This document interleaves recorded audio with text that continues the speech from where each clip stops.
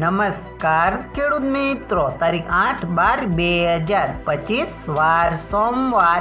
આજે આપણે કપાસના ભાવની માહિતી મેળવવાના છીએ, પણ તે પહેલા અમારી આ જીએસ માર્કેટ યાર્ડ ચેનલ ઉપર નવા આવ્યા હોય તો સબસ્ક્રાઇબ જરૂર કરી નાખજો, જેથી કરીને તમને દરરોજ તાજા બજાર ભાવ તેમજ કપાસના સમાચાર મળતા રહે। તો ચાલો મિત્રો, ચાલુ કરીએ આજની કપાસના ભાવની માહિતી। તો ખેડૂત ભાઈઓ, કપાસના ખેડૂતો માટે વિતેલ નવેમ્બર મહિનો ભાવ સુધારવા બાબતે સારો ગયો છે। ગુજરાતના અમુક યાર્ડોમાં કપાસની આવકો ઘટવા સામે ફરી સારા કપાસે 1600ની સપાટી બતાવી હતી, પણ ફરી બજાર રૂપિયા 1600એ સ્થિર છે।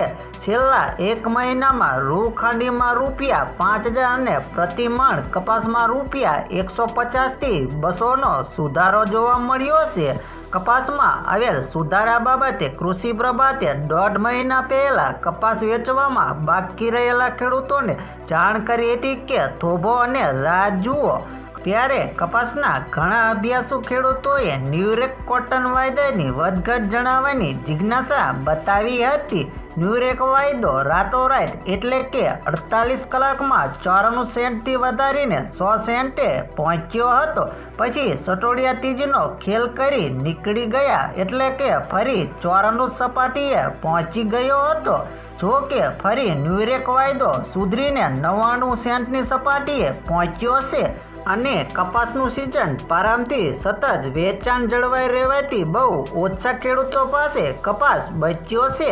દેશમાં કુલ કપાસ ઉત્પાદનનો 2 ભાગનો ઉપરનો કપાસ બજારમાં વેચાઈ ગયો છે, ત્યારે એક ભાગથી ઓછા બચેલ કપાસમાં કોટન યુનિટે સપ્ટેમ્બર એન્ડ સુધી ચલાવવાનું છે અને કપાસમાં ઝડપથી બજાર વધી ગઈ છે, તેથી ઘટવાના સંજોગ પણ નકારી શકાય નહીં। જોકે હજુ બજાર વધવાના સંજોગો છે।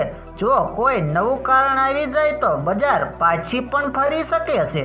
મિત્રો, આ તમામ માહિતી ન્યૂઝપેપર ઉપર આધારિત છે। જો વિડીયો સારો લાગ્યો હોય તો આ વિડીયોને લાઈક કરી સબસ્ક્રાઈબ કરવાનું ના ભૂલતા।